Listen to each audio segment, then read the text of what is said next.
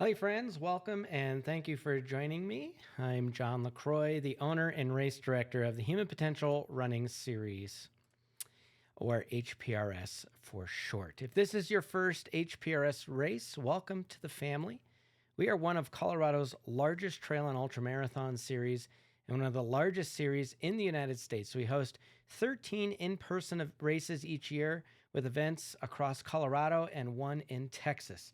You can learn more about us on our website, www.humanpotentialrunning.com.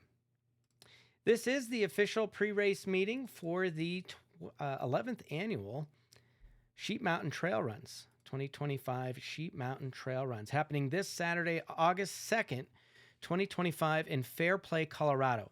This meeting is required viewing for all participants and is designed to help you show up fully informed and prepared. We begin by acknowledging that this race takes place on the traditional lands of the Ute peoples.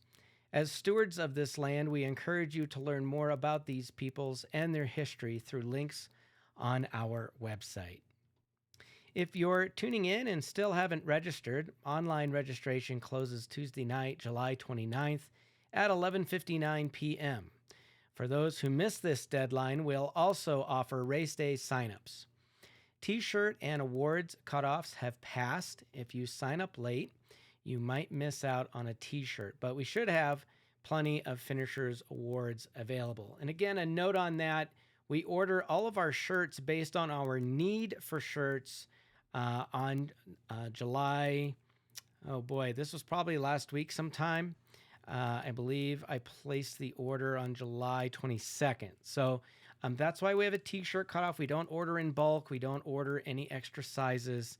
We really do order exactly the number that we need based on who was registered at the time that we're ordering, and that is in our efforts to reduce waste. However, t-shirts will be available based on folks who do not show up to the race. We typically have anywhere from a 12 to 15% no-show rate. So there could be a shirt left over. We can't guarantee your size. Check in with us after all the races start at 8 a.m. on Saturday. We'd love to be able to accommodate you if we can. As for the remainder of this meeting, here's what we'll be covering in the pre-race meeting. It's everything you need to finalize your race prep. If you're watching live on Facebook or if you're watching the recording on YouTube, please feel free to drop your questions in the comments on Facebook or just send me an email directly. You can email info@humanpotentialrunning.com. It'll come directly to me, and I'll address any of your questions that I can in the days leading up to the event. So please just shoot us an email. We're happy to help. And of course, your best resources are the pre-race informational email, which is where most of you found the link to this meeting, the runner's guide, the Google Drive, and this races page on our website. Please use those tools. This meeting is meant to enhance what you've already read. Let's talk safety. At HPRS, we treat every participant like an adult. Trail and ultra races are extreme events. Yes, even the half marathon. No matter the distance, you're stepping into an environment where you are responsible for your safety. I can't guarantee your well-being, but I can help manage risk. What I ask of you in return is accountability. Read the runner's guide. Bring the right gear. Know the course. Expect mountain weather. You need to be self-sufficient. There are no volunteers on every corner like in a road race. Headlamp, extra batteries, rain gear. A $2 poncho can be a lifesaver. So can common sense. And please remember, DNF doesn't mean did not finish. It means did nothing fatal. You do not need to prove anything out there. If something feels off, it's okay to stop. We don't post DNF results, so if you're done, it's like you were never there. Sometimes the mountain wins. That doesn't mean that you lost. Stay on course, especially if injured. Tell a runner to communicate your situation to the next aid station. Depending on the circumstances, we'll send a hasty crew to you. Don't go bushwhacking to a road or a creek or anything else. That makes things harder for everyone. Also, let your family know where you'll be and that there's no live tracking. If they want to help, we always need volunteers.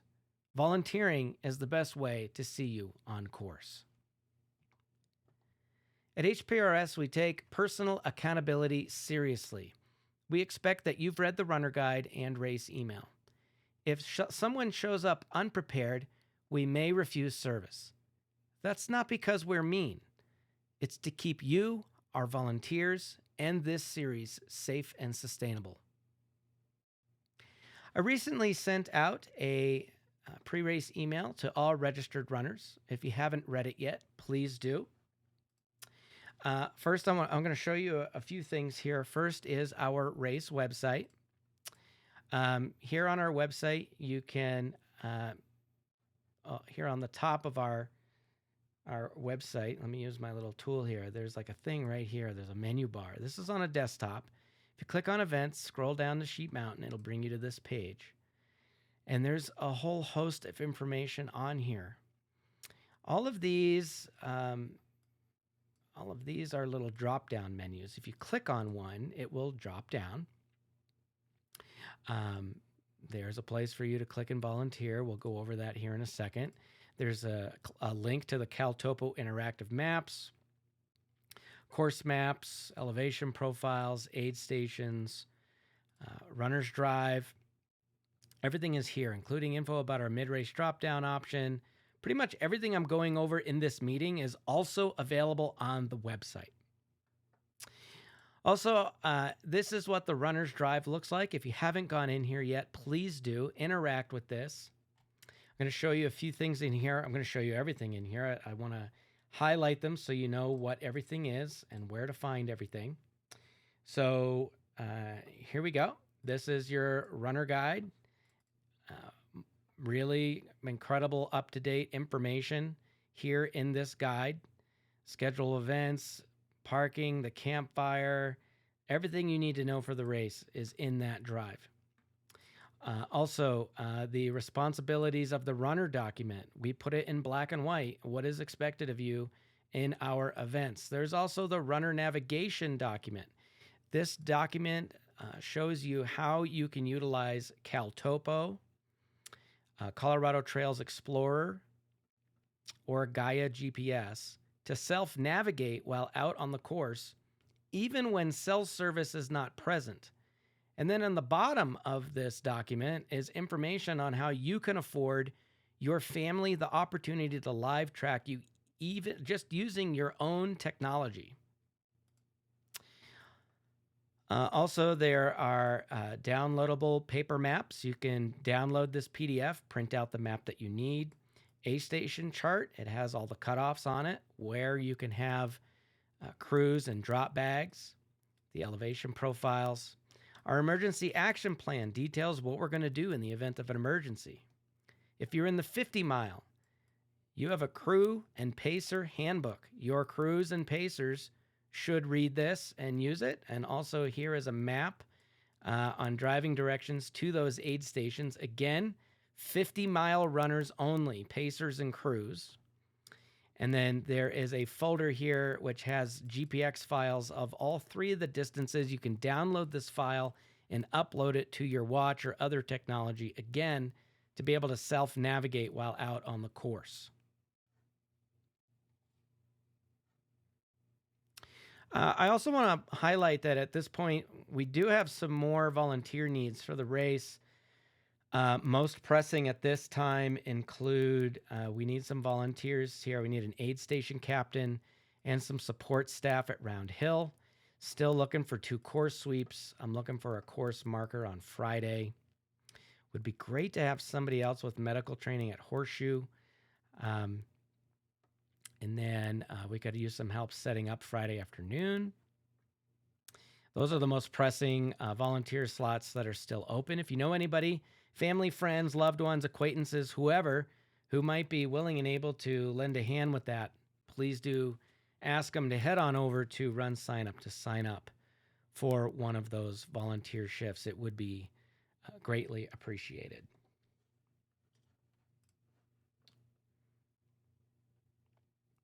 So again, I showed you what the runner's Google Drive looks like. It's linked to on our website and within the pre-race email. It's on you to come prepared. That means reading the race email, checking the runner's guide, and showing up with the knowledge and gear to keep yourself safe and successful out there. I want to be clear. We do reserve the right to turn away anyone who shows up underprepared. It's not about being harsh. It's about protecting you, our volunteers, our staff, and the long-term sustainability of this series.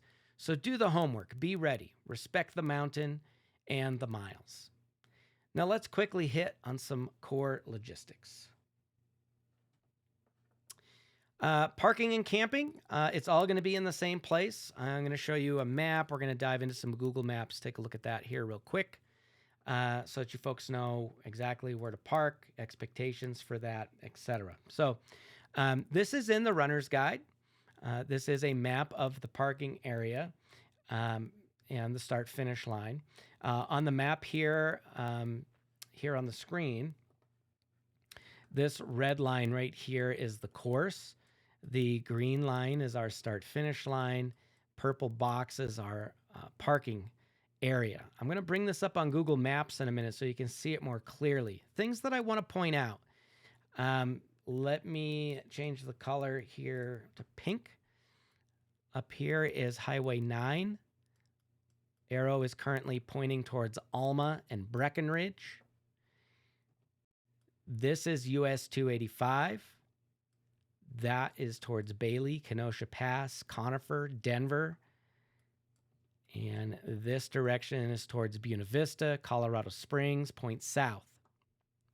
Those of you who are coming from Colorado Springs, BV, areas like that, you're going to turn left onto this road. There's only one light in all of Fairplay. It is at this intersection. That's the intersection of 9 and 285.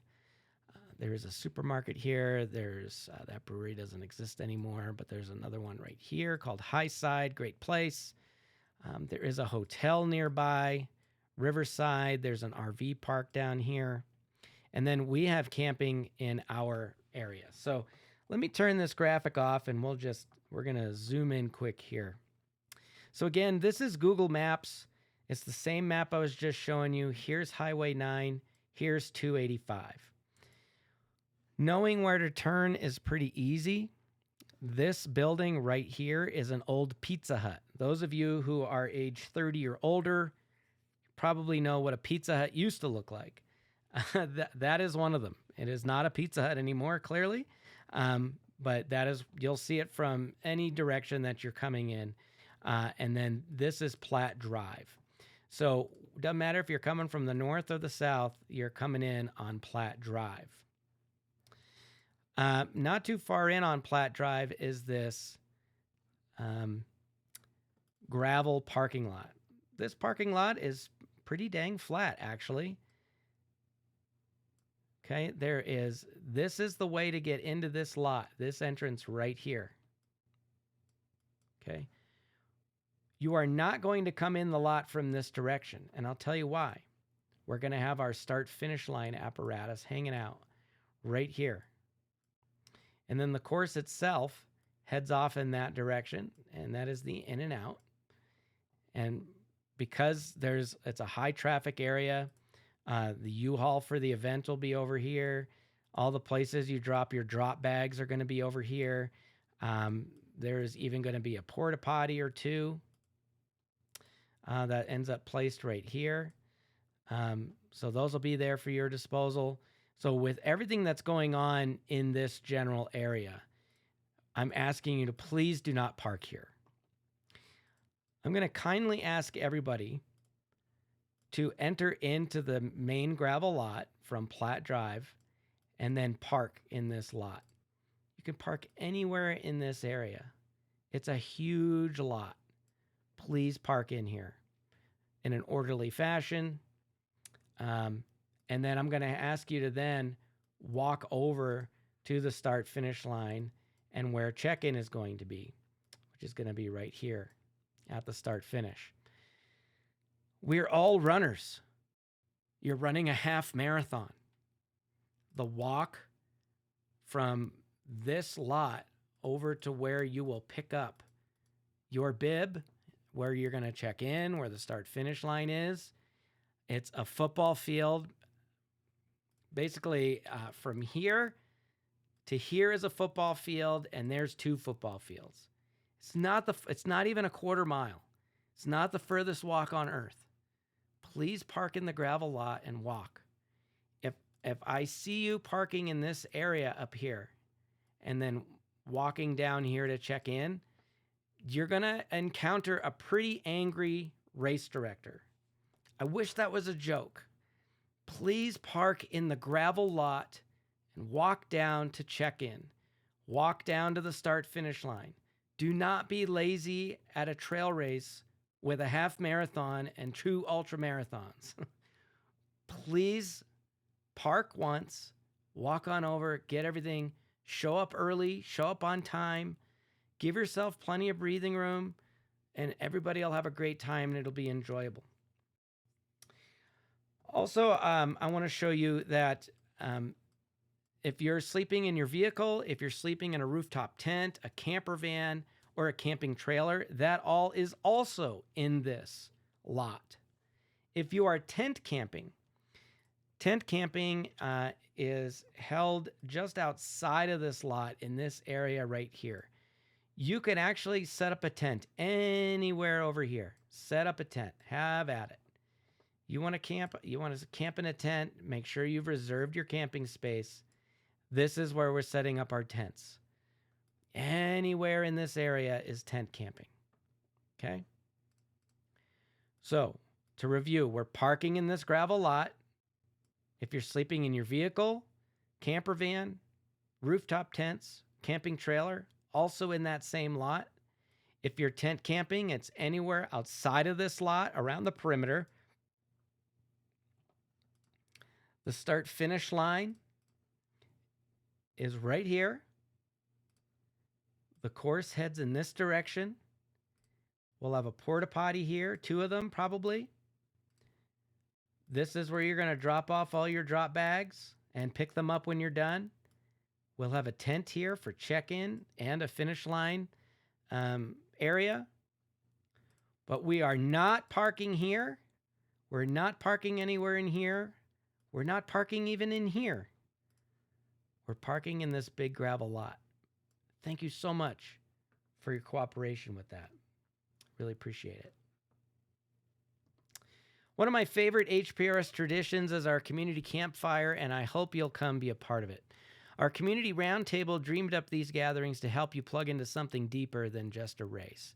The campfire is open to everyone: runners, crews, pacers, spectators, family, friends, anyone who wants to feel the energy of our trail and ultra running community. It's a chance to share stories, ask last-minute questions, and just sit in the glow of belonging before we head into the unknown together. You don't have to attend, but we hope you will. These fires are our way of saying you're welcome here, you're not alone, and whatever challenge you've signed up for, you don't have to face it in isolation. The community campfire for this event will be from 7 to 9 p.m. on Friday night, weather permitting. If there's a fire ban or fire considerations prevent us from having a fire, it's just going to be a neat community mixer out there hanging out in the parking lot. We'd love to have you join us, be a part of our community, and let's talk. Let's just hang out. Let's be together. All right, runner check-in. There's 2 check-in times. Anybody can check in on Friday night between 5 and 7 p.m. at the start-finish line. And if you miss that, it's not mandatory, but if you do miss that, you can check in on Saturday morning between 5 and 8 in the morning. Start times: the 50 mile and the 50K both start at the same time. That is 6 a.m. Saturday morning. The half marathon starts at 8 a.m. on Saturday morning.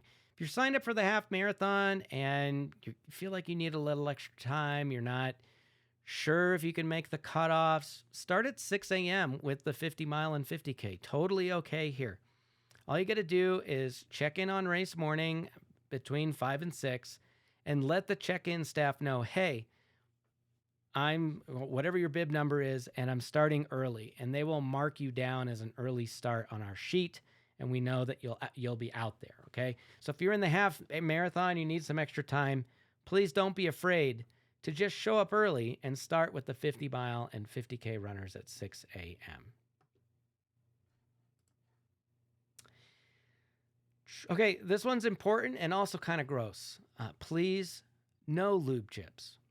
What are lube chips? Well, a lube chip is when somebody runs into the aid station and they dive their hand into the jar of Vaseline or chamois butter or whatever lube that they've bought. And they wipe that all around in their nether bits, their nipples, under their arms and everything. And the next thing you know, they're at the food table, grazing the foods, diving their fist into the potato chip bowl, noshing on some potato chips. That's how we make lube chips. It's pretty gross. If you've lubed up and your hands are a bit slippery, or maybe you haven't washed your hands in quite a while and you're nasty, we do have hand sanitizer at every aid station.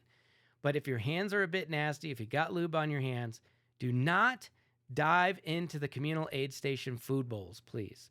Self-serve is okay, but if your hands are messy, ask a volunteer to help you using scoops or tongs. They have scoops, they have tongs, they can serve you some food. Just hold your hand out. Probably just safe to go that way. Hold your hand out, ask them to give you a hand. They will help you. That's why they're there. Let's help keep things sanitary for everyone. Weather forecast. Colorado weather is unpredictable, especially in the mountains. It could be 80 and sunny or 30 and snowing, and it could be 80 and sunny or 30 and snowing within an hour. So plan accordingly. I just want to let everybody know, if you're coming to Colorado for the first time, we have something called monsoon season. So Colorado is a high arid desert, especially here in Denver. We don't live in the mountains. Here in Denver, we're on the westernmost point of the U.S. plains. We are in the plains at 5280. And then in Fairplay, we're 2 miles high, but it is a high arid desert, okay? And we have a monsoon season. Monsoon season typically lasts somewhere from early June till late August, and then it kind of peters out, and we start getting into more of our winter weather phenomena. This monsoon season that we've had started early.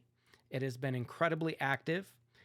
We've had quite a bit of rain in spurts, and it sounds like late this week and into the early part of the weekend, we're going to be stuck in a pretty hot and heavy here monsoon moisture flow. Forecast models that I've seen are predicted anywhere from 1.5 inches to 2 inches of rain in Fairplay over the course of Wednesday, Thursday, and Friday. Okay? 1.5 to 2 inches of rain Wednesday, Thursday, and Friday. That means I would expect there to be some standing water out on the course. I expect creek beds to be flowing and potentially high, but not dangerous.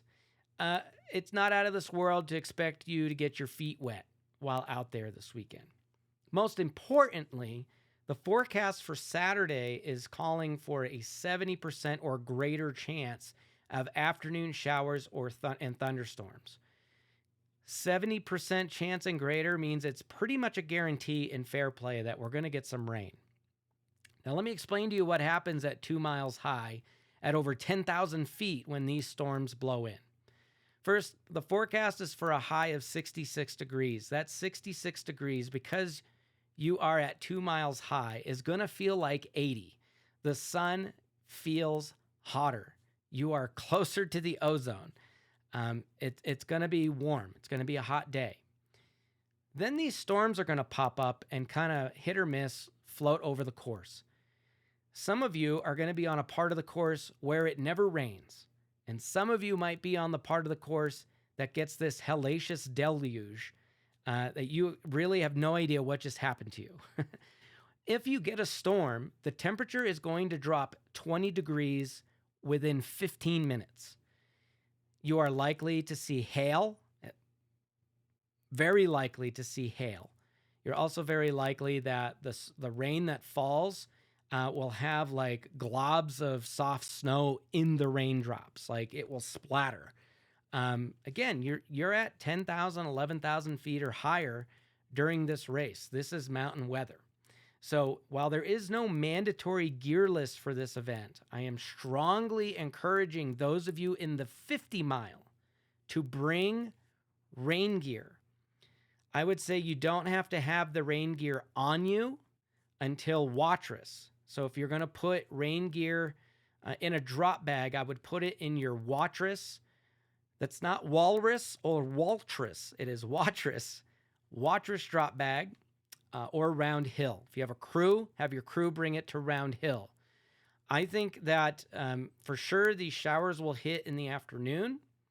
Most of you will be through Round Hill around between noon and 2.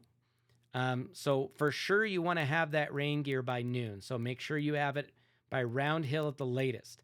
I would not leave Round Hill without rain gear.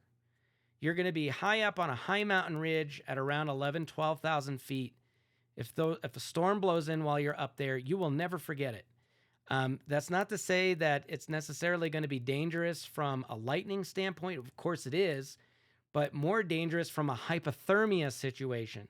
If the high is only 66 degrees and a storm rolls in, it is not unreasonable to think that the temperature could drop to 40 or lower during that storm under torrential rain, hail, and snow mixed in. So for sure, it just last weekend, they got summertime snow. They got about an inch of snow on the top of Pikes Peak, which is, yeah, it's a 14er, but it's not out of this world. It's not unreasonable to expect that the weather could be incredibly crazy if these storms blow in on Saturday afternoon, and we are expecting them to do so. Also, a UV index of 8. It's very high. Make sure you bring sunscreen. It's going to be buggy. I'd have bug spray, rain gear. All right? Really important stuff, folks. Fail to plan, plan to fail. This is not an ideal weather forecast for Friday or Saturday, or really from the days leading up, Wednesday, Thursday, Friday, or Saturday. This is not ideal. I wish the forecast was different. It's Colorado. We pray for rain. We're happy when we get it, just not during race day. This is to say that I would expect some thunderstorms Saturday. I would expect torrential rain, hail. I would expect some snow mixed in there as well. Don't be surprised. Show up prepared. Pay attention to the weather throughout the week. I provided a link to the National Weather Service spot forecast for the race course in your pre-race email. Please do continue to monitor and engage that throughout the week. All right, drop bags. Everybody's welcome to have a drop bag at the start finish or at designated aid stations. Half marathoners, please do not bring a drop bag. I will not be able to get your drop bag out to Horseshoe in time for you. And then I won't be able to get it back to the finish line in time for you to grab it and go before you go home. So there's no drop bags for the half marathon. Those of you in the 50K and 50 mile, you can have drop bags at Horseshoe, both times that you go through there, Pasture, Watrous, and Round Hill. Watrous and Round Hill, only the 50 milers go there, so not the 50K. So if you're in the 50K, you can have a drop bag at Horseshoe 1 and 2 and Pasture. If you are in the 50 mile, you can have them at Horseshoe 1 and 2, Pasture, Watrous, and Round Hill. Again, if you're in the 50K, I would probably have my rain gear in the Pasture drop bag if it was me. Or on you at all times is even better. But these are the locations that you can have drop bags. A couple of tips for you folks. Label your bag with your bib number and race distance. I will assign bib numbers on Wednesday morning, so all of that will be available to you before you even show up. Label your bag with your bib number and the race that you're in. No duffel bags. If you could hide a body in it, it's too big. Also, no coolers, no big plastic coolers. If you're going to use your drop bag for food, specific food items that you enjoy, if you have food allergies, food preferences, put your food in your drop bags. Extra socks, sunscreen, lube, a headlamp, and yes, even a toothbrush. Trust me, brushing your teeth mid-race is magical, 50 milers. Don't leave valuables inside your drop bag. Bags will not be treated like fine china. Anything left behind gets donated or terminated at the literal end of the race. That's 10 p.m. Saturday night. If your drop bag is still there at 10 p.m. Saturday night, it is going to disappear forever. So please don't put anything valuable in there. Don't leave anything in a drop bag. You'd be really sad if you didn't grab it. Also, folks, after we have a gopher during the race. So basically, we have a person whose job it is to deliver drop bags in the morning, and they also deliver ice to the aid stations, and then they unwind that. They will pick up drop bags at aid stations and bring them in throughout the day. But we don't have that person all day. Ultimately, drop bags will come in shifts, but if you're in the 50 mile, I would expect that your Pasture and Horseshoe 2 drop bags are not going to be into the finish line until 8 p.m. or later. So don't expect there to be teleportation or an episode of I Dream a Genie where somebody is just going to do this and wiggle and whatever, and then your drop bag just shows up at the start-finish line. It's not how it works. We're already running on a skeleton crew of volunteers. We're going to do our best. You're more than welcome to drive out to those stations and pick up that drop bag if you want and head on out while you're heading out on your way to town. But please be patient with us, okay? Appreciate that. Crews, spectators, and pacers. Spectators, if you are not a crew, you're just there to watch the race. You're only allowed at the start-finish line. If you have a spectator and you were thinking that they were going to be able to go out, let's say you're in the half marathon, you're going to have a loved one out at the Horseshoe aid station turnaround to watch you go through there. No, you're not. They are not allowed there. This is a condition of our permit. This is trail running. This is not a road race. It's not a free-for-all. We do have specific places where spectators, crews, and pacers can go. They are conditions of our permits. Spectators are only allowed at the start-finish line. Crews are only allowed for 50-mile runners, and they are allowed at approved aid stations only. Those aid stations are Round Hill, Pasture, and Horseshoe the second time. No 50-milers should send a crew to Horseshoe their first time through. Please do not send a crew to Horseshoe 1. Again, it is Round Hill, Pasture, and Horseshoe number 2, 50-milers only. The word crew refers to someone who is giving you something or taking something from you. The word spectator refers to someone who is just watching. We trust that you know the difference between those words and their intention within the rules. Also, crews, please respect local landowners and our land managers. There is no live tracking, and please don't ask volunteers where your runner is. We need their attention on safety and tracking, not fielding questions. Crew is an acronym for Cranky Runner Endless Waiting. Endless waiting. Your runner will get there when they get there. Be patient. Again, we've provided you with information on how to set it up so you can live track your own runner using your own technology. And there is a crew and pacer meeting that is separate from this race meeting. If you plan on bringing a pacer and crew, please have them watch that short meeting on crewing and pacing. Let's see here. I want to mention pacers. Again, only 50-milers are allowed to have pacers. You can pick one up at Pasture and Horseshoe 2. If you pick one up at Pasture, you can switch them out at Horseshoe 2. You cannot pick one up at Pasture and only pick up one at Horseshoe 2. But only those in the 50-miler are allowed to have a pacer. The only exception is any runner aged 60 or over. You folks are allowed to have a pacer at any time for the entire duration of the race. So have at it. Also, if some of you out there are like, what do you mean I can't have a crew? I'm in the 50K. What do you mean I can't have a crew? It is customary in the sport of ultramarathon running that crews and pacers are not allowed for distances shorter than 50 miles. So this pretty much is the industry standard. If you're running a 50K, you don't need a crew. You don't need a pacer. It's going to be okay. We got you. We got you. So please don't bring one. The crews are not allowed for 50K runners or half marathoners. And again, crew is giving or taking something. A spectator is just watching. Crews can only go to designated crew locations. Spectators can only be at the start-finish line. Thank you so much for your cooperation. Oh, and just a reminder, crews, spectators, and pacers are an extension of the runner. Any violations, rules for runner disqualification. Please be sure that your people know the rules. This race does offer a mid-race drop down. If you are in the 50 mile and 50K and you get to Horseshoe 1 and you're just like, this sucks, this is not going to be my day, I'm not feeling it, turn around at Horseshoe 1. That is mile 7.5. Turn around and head back to the finish. We will put your name in the half marathon results with your time when you get back to the finish line. You'll receive a finisher's award, and it's all good. Okay?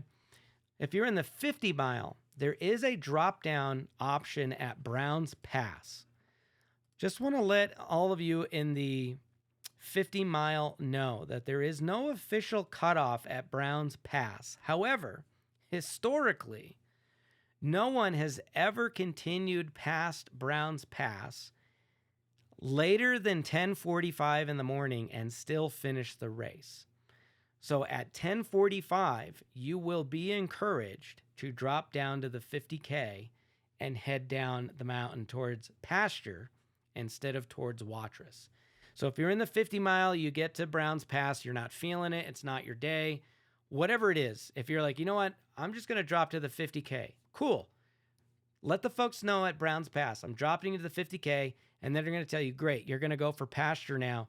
And now you're running in the 50K, all the 50K cutoffs apply. Have a great time. It's all good. Okay. If you're after 10:45 getting through Browns Pass, you will be encouraged to drop down to the 50K at that time. If it's 11 a.m. or later and you get to Browns Pass, you are not continuing to Watrous. You will be sent to pasture. That is a requirement. So while there's no official cutoff at Browns Pass, we do want to be mindful of the other volunteers out at Watrous and Round Hill, knowing mathematically what the reality is of your run and your ability to continue. So please don't argue with those folks up at Browns Pass. There is an official 11 a.m. cutoff up there now. So if you're there after 10:45, you're going to be encouraged to drop to the 50K. If you're there after 11, you're now in the 50K. And you just got to make that pasture cutoff at 2 p.m., 50 milers, okay? And all the cutoffs, again, are in the aid station chart. You can check that out. Again, I'm talking about these. There you go, 11 a.m. cutoff for the 50 mile at Browns Pass 1. And then if you don't make that, there's a pasture cutoff in the 50K at 2 p.m.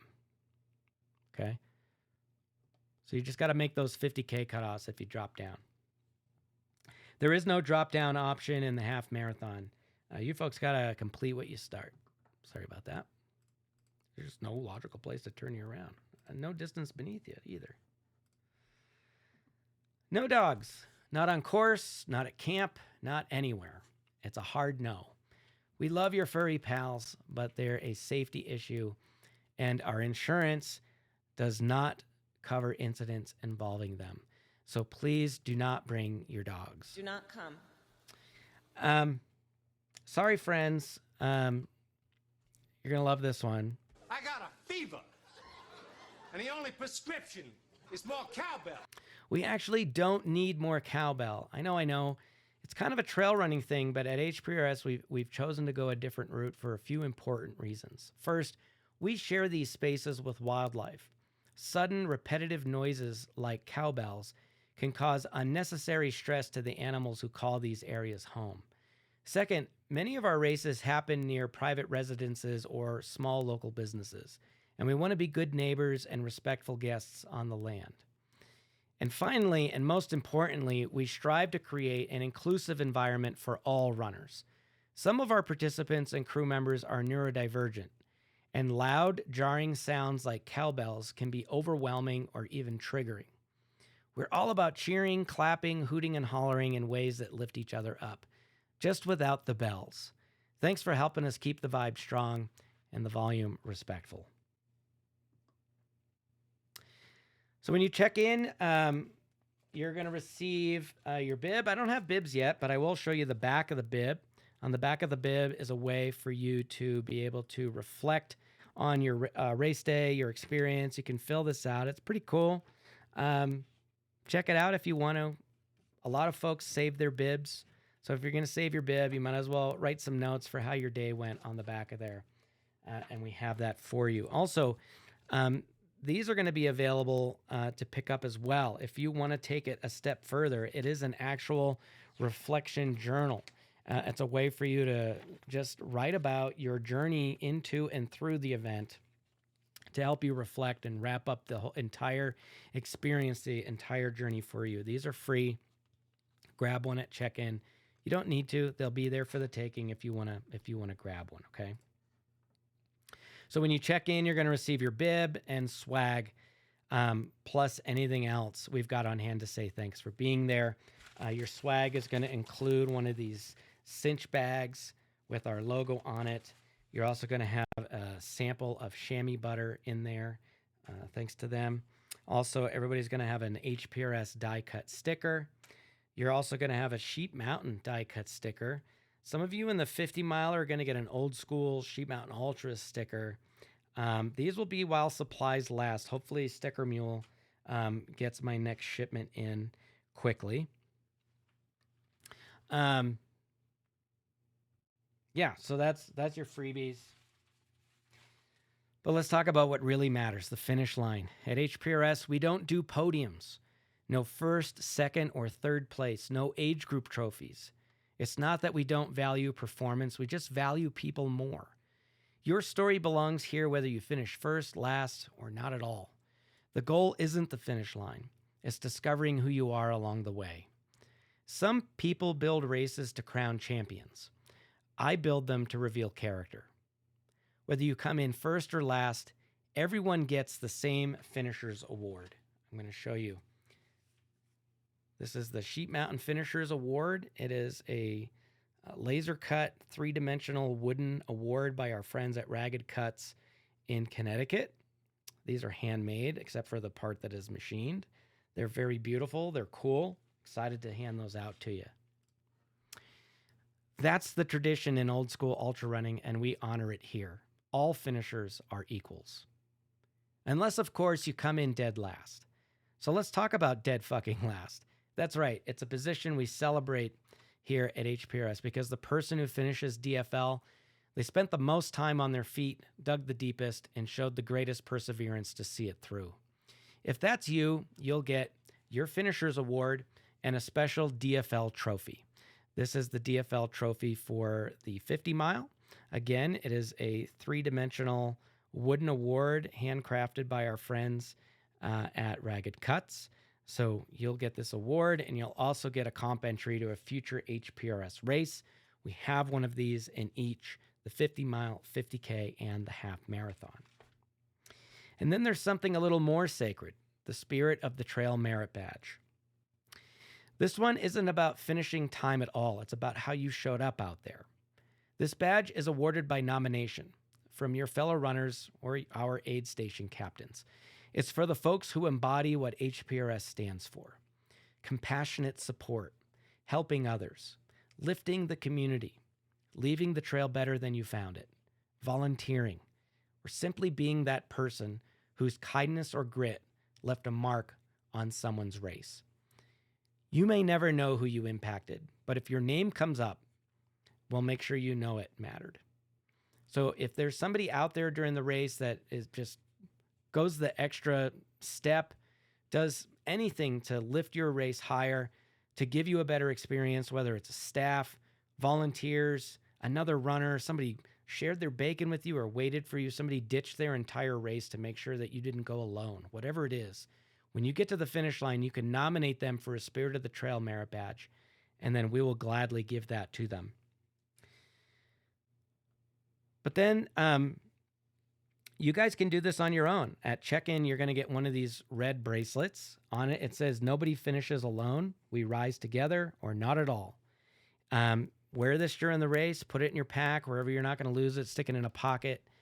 And if somebody just goes above and beyond for you during the race, a volunteer, another runner, whoever it is, Give them this. Say thank you. Remember what it was like to engage each other, to be nice. So these awards aren't about glory. They're about character.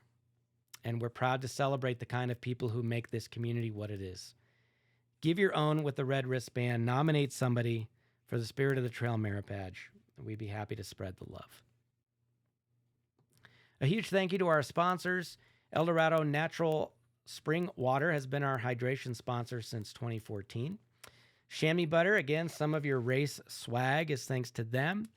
We'll have Goo Roctane at our aid stations for our electrolyte drink, and we appreciate their continued support. That's everything I had to cover. I'm going to do a little bit of talk about the course here in a minute for the 50 milers. There is a course preview video that was made. It's included in the runner's email, informational email. Go check it out if you want to learn more about the course. There is a change on the course I want to talk to 50 milers about. Otherwise, if you have any questions, don't hesitate to send me an email. info@humanpotentialrunning.com. Happy to answer those for you. And don't forget to check out our next 3 races. You can find full details on these on our website at www.humanpotentialrunning.com. All right, those of you in the 50 mile, there is a bit of a course change. I'm going to pull up the web. This is CalTopo. So let me pull up my painter tool here. I want to show you folks that in years past, here's Browns Pass, okay? This is important. Here's Browns Pass. And the 12-mile water stop used to be like right here, okay? So you used to be able to get water right here, and this was Browns Pass. So you'll leave Browns Pass, you run down the hill, and then you're in this beautiful valley, and you'd swing around, and you used to run out on this road. You'd get water at 12 Mile, and then you'd continue on. But the Forest Service has obliterated this road. It no longer exists. You can't run on that. And this is where there's just a minor little reroute. So I just want to zoom in so you can see that. So I'll mark in red. You used to do this if you've run this course before. We used to come around this way, and it's really rocky and shitty in there. And then like right here, there used to be the 12-mile water stop. And then you would continue running this way. Okay? So I just want to show you that the Forest Service has rerouted, and now there's this new single track trail instead of a road. This is single track, and you're going to do this single track, okay? Now that means that the water has moved, and so I want to show you that it's way down in the valley now. So let me zoom out again. You can see Browns Pass. Here's Browns Pass. The water used to be here. Now the water's down here. That's at the hard right turn up Cave Creek. So I just want to point out the water has moved locations, okay? And there's this reroute. The mileage is different, the elevation profile, all of that's been updated. The H station chart has been updated with the new mileages. The elevation profile has been updated with the new elevation profile. The online maps have been updated on Gaia, obviously here on CalTopo. Cotrex does not recognize this new trail. So if you're using Cotrex to navigate, this area is going to be off because they haven't updated that. And then I just want to move the map so you can see there's Watrous. So from Browns Pass to 12 Mile, it's going to be quite a ways without water. So I would fill up at Browns Pass, absolutely get what you need, with the expectation that it's going to be quite a ways until you get to the 12 Mile only water stop. Okay? This is like going up and over a ridge. This stretch is flat. You go back up on this hill, and then it's downhill to the water. So it's not the most, I don't know, it's not the part of the course where you're going to be dying. It's going to be heating up during the day here, but it's not like the end of the world section of the course where you should be sucking down copious amounts of water. Maybe you will be. But I'm just wanted to point out that there's a new water stop, and it's been moved, or 12 miles been moved, and there's a reroute. And then, you're in Watrous I think it's like 2 miles later, still 1.5 miles, 2 miles later, something like that. I should probably just pull it up. So let me see, you're at 12 Mile at about 19.3, and Watrous is at 22.1. Yeah, so it's 3 miles from Watrous is where you're going to get that water. Just want to make sure everybody is knowledgeable of that change. And I will write about it in the email to make sure you know to tune in here and watch it. Otherwise, that's all I have. Thank you so much for watching the pre-race meeting. I look forward to seeing everybody at the race this coming weekend. Thanks again for joining me and for being a part of this community and for showing up to do something incredible this weekend. We're looking forward to having you for the Human Potential Running Series. I'm John LaCroix. We'll see you at the race.